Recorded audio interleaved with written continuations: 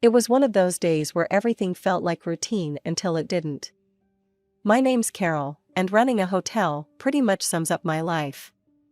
The hustle of check-ins and check-outs never ends, and you gotta be ready for anything, especially complaints. So, there I was at the front desk, when this guy comes storming over. He looked like money from head to toe, fancy suit, slicked back hair, the works. He slammed his fancy phone down on the counter and glared at me like I was the one who messed up his room. "Hey, the state of my room is unacceptable. Who's responsible for this?" he snapped, his voice crisp. I put on my best customer service smile, trying to smooth over the rough start. "I'm really sorry about that. I'm Carol, the manager. Let me fix this for you right away." He huffed, eyeing me with suspicion. "I hope so." I was about to call the owner. "What's your name again?" "Carol," I repeated, keeping my tone even. "Let's sort this out. How about I upgrade you to one of our best rooms? On the house, to make up for the inconvenience." As we walked to the new room, I noticed his gaze softening. "Sorry for blowing up like that," he said, scratching the back of his neck. "Name's James. I've been on the road for weeks, and it's wearing me down." "No worries, James. We all have those days. Let's just make sure the rest of your stay is pleasant," I said, opening the door to a top-tier room. He peered inside and his face lit up. "This will do nicely, thanks." Seeing him calm down gave me a little relief. We started chatting as I filled out some paperwork. Turned out, he was a cryptocurrency investor, traveling around to enjoy the fruits of his smart choices. "It's not all it's cracked up to be," he confessed. "Gets lonely, you know?" "I can imagine," I said, handing him his new room keys. "But hey, you get to meet new people all the time, right?" He chuckled. "Yeah, like fiery hotel managers who know how to handle an irate guest." I laughed. Part of the charm of the job. Before he headed to his room, he paused. "Hey, Carol, would you like to grab dinner later? I owe you one for handling my tantrum." I was a bit taken aback, didn't see that coming. But he seemed genuine. "Sure, James. That'd be nice." And that's how I ended up at dinner with a guest from my hotel, talking about everything from crypto to favorite pizza toppings.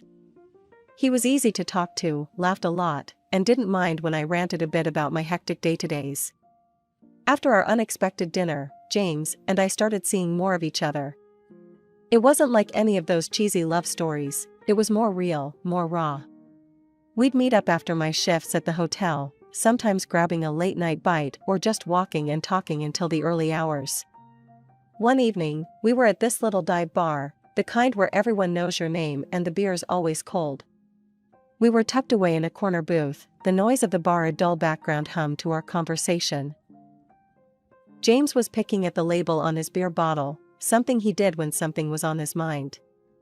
"You know, Carol, I've traveled a lot, seen a lot of places, but it's kinda lonely, this road life." "Yeah?" I took a sip from my drink, watching him closely. "Why keep at it then? Why not settle down or something?" He laughed, a short, dry sound.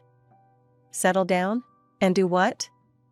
Invest in real estate, get a dog, and mow the lawn on Sundays? That's not me." I chuckled, shaking my head. "Doesn't have to be that boring, you know." "But I get it. Freedom's hard to give up." We fell into a comfortable silence, just listening to the buzz around us. Then, without even realizing it, I started talking about my own life, more than I'd ever shared with anyone in a long time. You know, after my folks died, it was just me and my little sister, Anna. Had to grow up fast, take care of both of us. I put everything on hold, her schooling, her life, it all depended on me. James turned to me, his expression serious. "That's heavy, Carol. Must have been tough, being thrown all that responsibility." "Yeah, it was hell. But what do you do, right? You play the hand you're dealt." I shrugged, trying to keep the mood from dipping too low. "But you've done well for yourself, managing a hotel and all." He was trying to lighten the mood, I could tell. I laughed, a genuine laugh this time. Yeah, I guess. Managing the hotel, handling the bills, and making sure Anna got a more or less normal life. He leaned in, his eyes intent. You're remarkable, you know that? Stop it, I swatted his arm playfully, but inside, his words warmed me, made me feel seen. So, what about you? You ever think about family? I asked, turning the tables on him. James shifted uncomfortably. Ah, family. That's a tricky one. Let's just say my folks and I don't see eye to eye. They have their empire, and I have my road. An empire, huh? I teased, bumping his shoulder with mine. Sounds fancy. He gave a rueful smile. Not as fancy as it sounds. More like a lot of expectations and golden handcuffs. We spent hours just talking that night. It was as if opening up to each other broke down some walls. I didn't notice the time until the bartender started putting chairs up on the tables. Things with James had been going surprisingly smooth. We'd spent weeks together. But he'd always kept a bit of distance when it came to serious stuff, like where this was all going. That is, until one evening when everything changed. I had invited James over to my place for dinner. It was the first time he'd seen where I lived, apart from picking me up for dates. He walked around my apartment, taking it all in. This is nice, really nice, Carol. Didn't figure you for living somewhere like this, he said, genuinely surprised. I laughed, spreading my arms wide. What, you thought I lived in a shack or something? After my parents passed, they left us pretty well off. Sold their house, bought an apartment for Anna, and I made the first payment on the mortgage. And this place is mine. James nodded, impressed. You've done well for yourself. Really well. The evening went on, and after dinner, we sat on the couch, a bottle of wine between us. That's when he dropped the bombshell. Carol, I've been thinking a lot lately about us. I raised an eyebrow, my heart starting to race. Oh yeah? And what have you been thinking? He took my hand, his eyes locking on mine. I love you, Carol. I know I said I wasn't looking to settle down, but with you, it's different. I can't imagine being anywhere else but here. With you. The words hit me like a tidal wave. Just weeks ago, he was Mr. Non-commitment, and now this? But looking into his eyes, I saw something genuine. Are you serious, James? This isn't you just being caught up in the moment? He shook his head, squeezing my hand. I've never been more serious about anything. Carol, will you marry me? The question hung in the air, thick and heavy. My mind raced, but my heart was already answering before I could think twice. Yes. Yes, I'll marry you. And just like that, we were engaged. A couple of weeks later, James gave me a beautiful ring, simple, but elegant. It felt surreal, like stepping into a dream I didn't want to wake up from. James started talking about the wedding almost immediately. You deserve something spectacular, Carol. Let's throw a wedding that no one will forget, he said one evening as we looked over budgets and venues. I was hesitant when he proposed the financial plan. I was thinking, since I've got the contacts, I'll organize everything. You just provide the funds, say, $50,000? I'll cover the honeymoon in the most luxurious hotel in the world, and then we'll get a house together. The amount made me pause. It was a lot, most of what I had. But looking at him, filled with excitement, made me push my doubts aside. Okay, if you think that's best. I trust you, James. I transferred the money into his account, and he took over the planning. As I watched him throw himself into the arrangements, my heart swelled. Here was a man who had walked into my life unexpectedly, but now felt like he'd always been a part of it. I went to bed each night with a smile, thinking about how lucky I was, how perfect everything was turning out. As the wedding plans were picking up steam, I figured it was time James met my sister, Anna. She was the only family I had left, and her opinion mattered to me, even if she could be a handful sometimes. We decided to meet up at the local diner where Anna worked as a waitress. The bell jingled as we walked in, and Anna spotted us right away, her face lighting up. "Hey, sis." Anna waved us over, then her eyes slid over to James.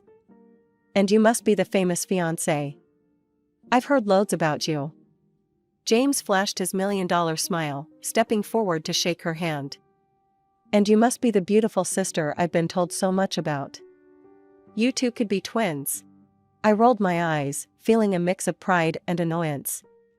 Okay, cut it out with the charm, mister." Anna laughed, but then leaned in with a mischievous glint in her eye. "So, James, are you as rich as they say? My sister sure knows how to pick 'em." "Anna," I hissed, embarrassed. She always knew how to push my buttons. James just chuckled, taking it in stride. "Well, I'd done all right for myself, but Carol's right, it's not about the money. It's love that really counts." Anna raised an eyebrow, looking impressed. "Smooth talker, huh? I like him." Over the next few weeks, James proved to be the perfect gentleman. He was charming, attentive, and never made me feel like he was anything but utterly devoted to me. He didn't even bat an eye at Anna's flirtatious antics, which was a relief. One day, in the midst of all the wedding chaos, my best friend Liz and I went to a bridal salon to pick out my wedding dress. The place was draped in silk and satin, a bridal heaven. As I was being zipped into one of the gowns, I heard a familiar laugh from the next booth. Curious, I poked my head around the curtain, and there was Anna, twirling in front of a mirror in a wedding dress. "Anna, what in the world are you doing in a wedding dress?" I asked, my voice echoing my bewilderment. She stopped twirling and gave me a crooked smile. "Oh, just trying some stuff on. You know, for fun." Liz, who'd come around to see what the fuss was about, chuckled. "Looks like someone's caught the wedding bug." Anna's laugh was stiff, not quite reaching her eyes. "Yeah, something like that. Let's just say I might need one sooner than you think." "What? Are you serious? Is there something you need to tell me?" I pressed, half amused, half concerned. "Just let it be a surprise," Anna said, her tone light but evasive. We all laughed it off, thinking she was just being her usual dramatic self. I turned back to my own reflection, the image of Anna in that wedding dress lingering in my mind, but I brushed it aside, focusing on my own big day. That day was like any other until it wasn't. James had left in a hurry after breakfast, mumbling about some meeting he couldn't miss. He forgot his phone on the coffee table, and it started buzzing like crazy just minutes after he dashed out. Curiosity got the better of me. I thought it might be something urgent about the wedding or his work. "Probably just his buddy checking in," I muttered to myself as I picked up the phone. There was no password, James never bothered with one. That alone should have tipped me off that he wasn't as cautious, or as clever, as he liked to think.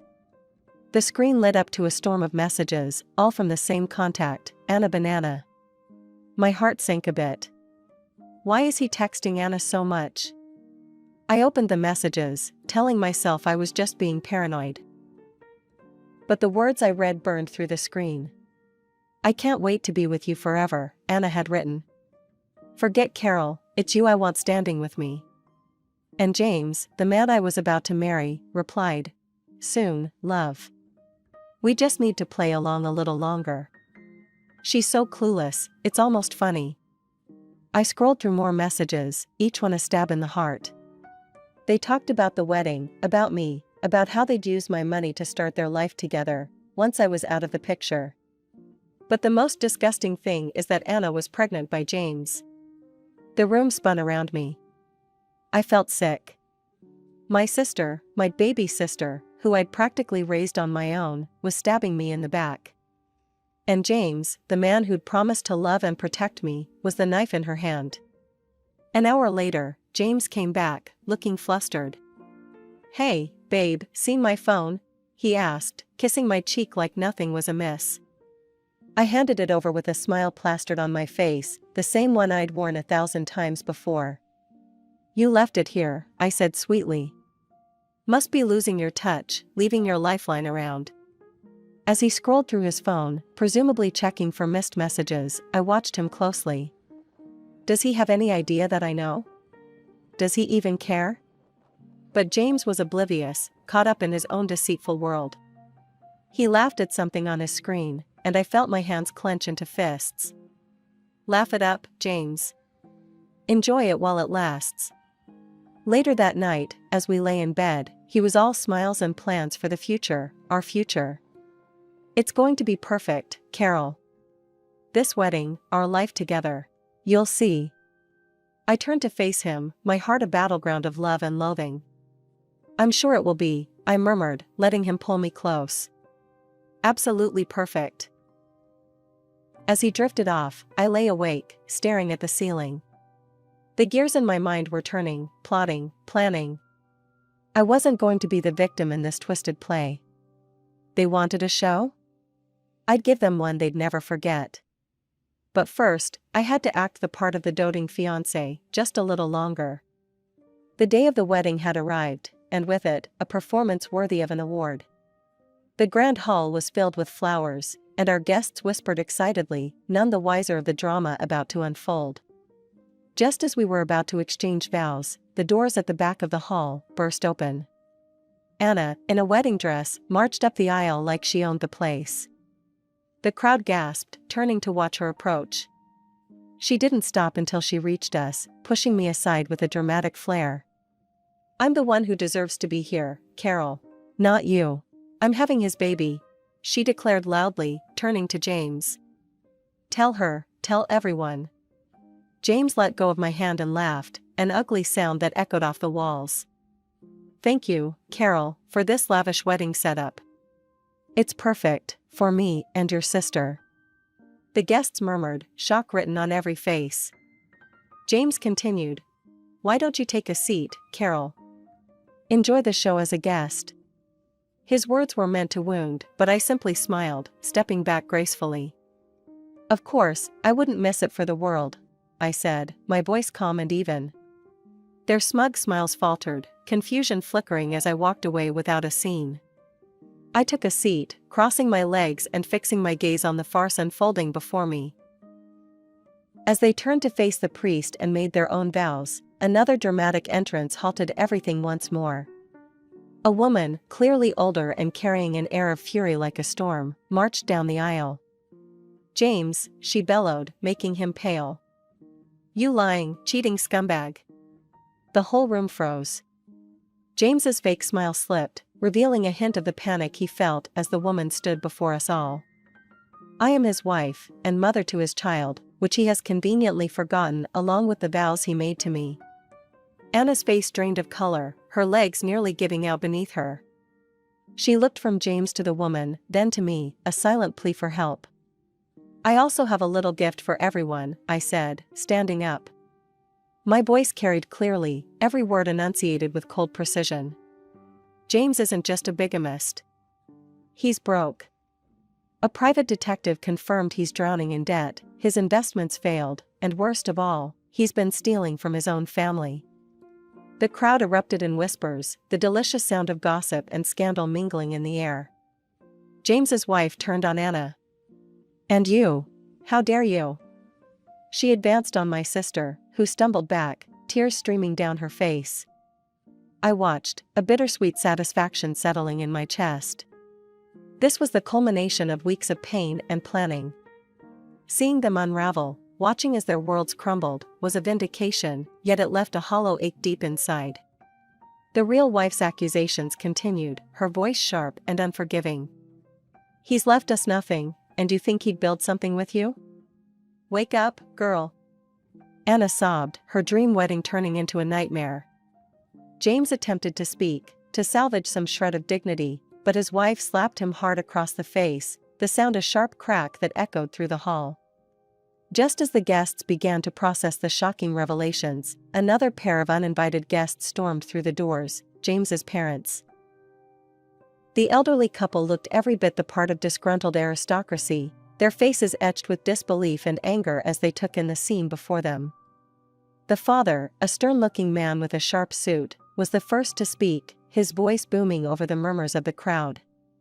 I am utterly ashamed of you, James.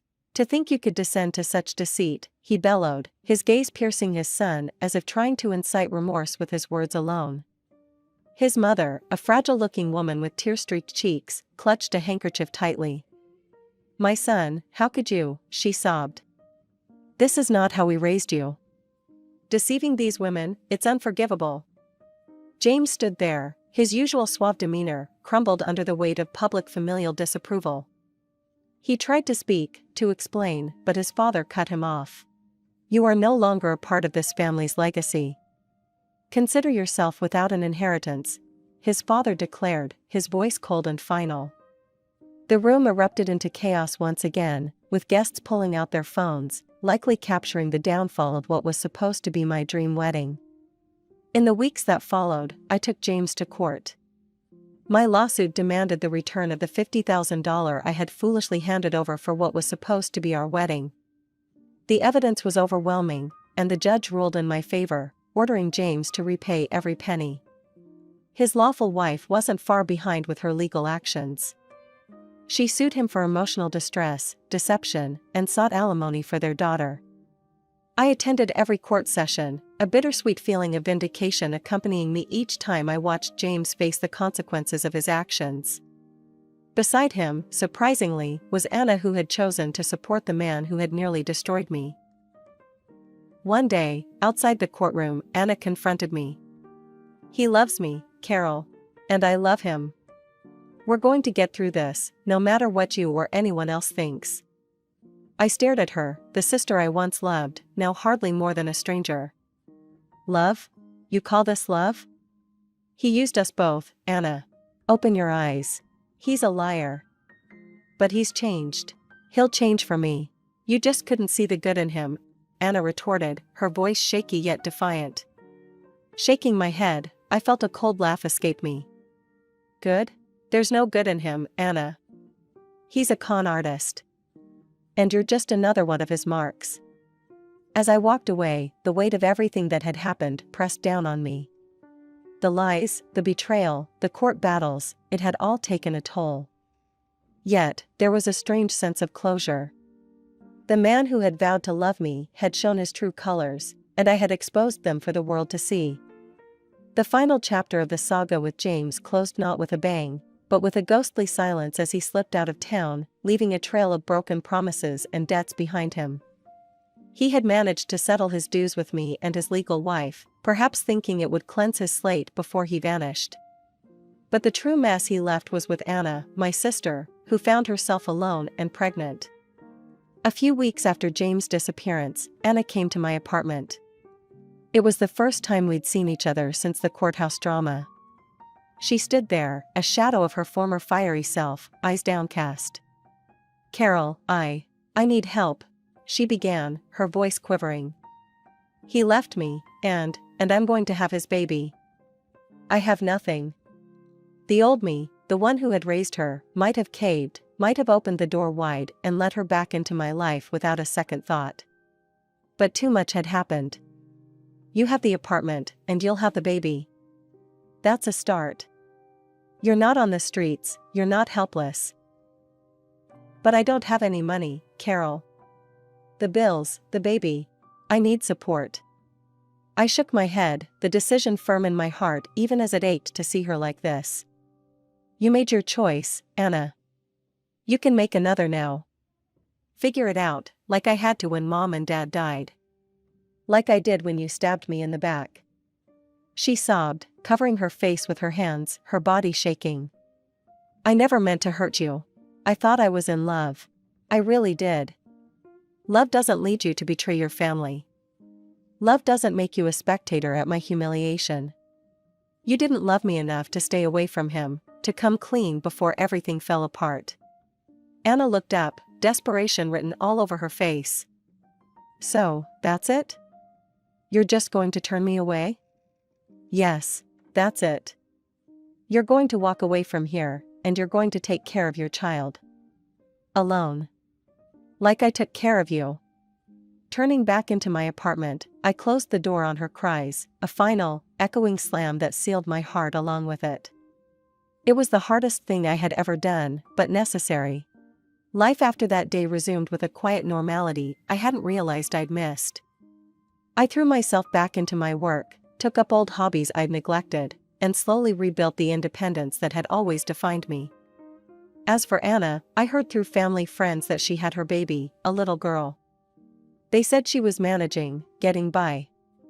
I hoped sincerely that she found her way, found strength in her role as a mother, strength she hadn't found as a sister,